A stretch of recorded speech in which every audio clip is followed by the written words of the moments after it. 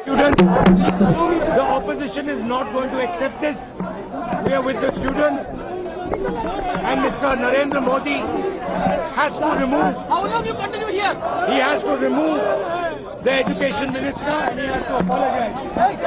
How long?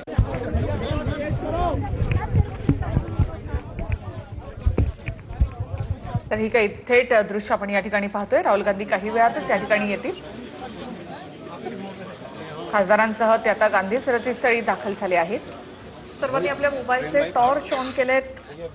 देशाचा झेंडा समोर घेऊन हे सर्व खासदार राहुल गांधी यांच्या नेतृत्वात गांधी स्मृतीस्थळी पोहोचलेत। खासदारांनी काही प्रतिक्रिया दिली की आम्ही तर पूर्णपणे शांततेत आहोत, मग इतका मोठा पोलीस बंदोबस्त कशासाठी?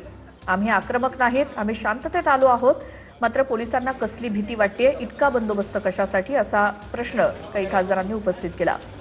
केंद्रीय शिक्षण मंत्री धर्मेंद्र प्रधान यांच्या राजीनाम्याची मागणी या ठिकाणी राहुल गांधींनी केली आहे। या मागणीसाठी त्यांचं सातत्यानं हे आंदोलन सुरू आहे आणि आज इंडिया आघाडीच्या खासदारांसह राहुल गांधी गांधी स्मृतीस्थळी। कोणतीही घोषणाबाजी नाही, कोणताही गोंधळ नाही आणि शांततेत हे सर्व खासदार गांधी स्मृतीस्थळी आलेले आहेत। राहुल गांधी यांनी संविधान हातामध्ये या ठिकाणी घेतलेलं आहे। संविधान हातात घेत राहुल गांधी हे गांधी स्मृतीस्थळी। लोकशाही जिवंत राहायला हवी यासाठी हा लढा असल्याचं राहुल गांधींनी म्हटलंय। संविधान हातात घेत राहुल गांधी आता गांधी स्मृतीस्थळी। सर्व खासदारांनी आपल्या मोबाईलचे टॉर्च ऑन करत गांधी स्मृतीस्थळी हजेरी लावली आणि ते सर्वजण उपस्थित राहतात राहुल गांधी यांच्या नेतृत्वाखाली। आतापर्यंत नीट पेपरफुटी प्रकरणामध्ये अनेक विद्यार्थ्यांनी आपला जीव गमावलाय।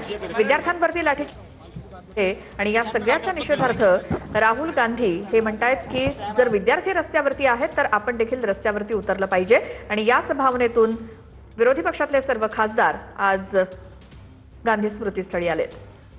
मोदींनी धर्मेंद्र प्रधान यांचा राजीनामा घ्यावा अशी मागणी राहुल गांधींनी पुन्हा एकदा इथे केलेली आहे। संविधान हातात घेतच राहुल गांधी गांधी स्मृतीस्थळी। देशातले विद्यार्थी एकटे नाहीत, विरोधक त्यांच्या सोबत आहेत असं म्हणत राहुल गांधी हे देखील रस्त्यावर उतरले आहेत। तिरंगा हाती फडकवत राहुल गांधी गांधी स्मृतीस्थळी। हे एक ऐतिहासिक अशी ही जागा आहे। जीवनातले शेवटचे 144 दिवस महात्मा गांधीजींनी इथेच व्यतीत केले होते। एक संग्रहालय या ठिकाणी आहे।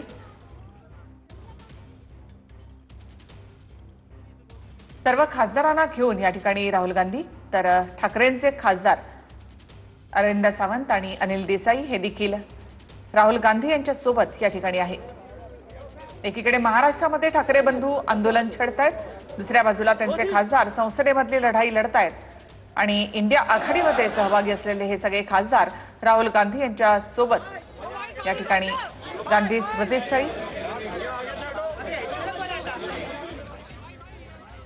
या सगळ्या मुद्द्याचं नेतृत्व आता राहुल गांधी यांनी घेतलेलं आहे। राहुल गांधींच्या नेतृत्वामध्ये सगळे खासदार या ठिकाणी एकवटले आहेत।